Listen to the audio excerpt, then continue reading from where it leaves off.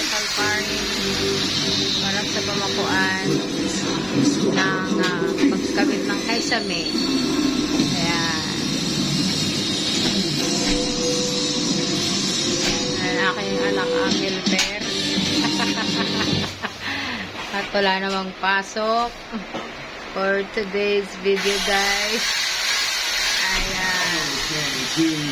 Magkakabit po sila ng metal paring para sa pamakuan ng pagkabit ng kesame.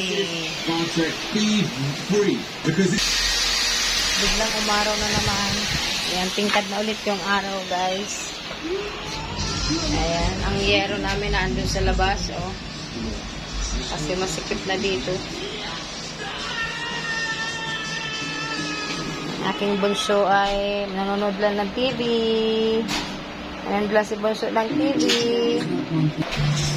Yung isa ko namang Eros ay nagko-computer. Nasa computer siya. Ayan. Nandito sa kwarto lahat nakatambak, pati yung foam. Ayan. Nabasa nga yung kanina din lumulan.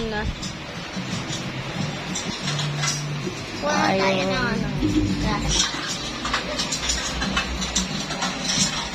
Pagkatapos niyan, magtatabas na para na pagkabit ng sesame na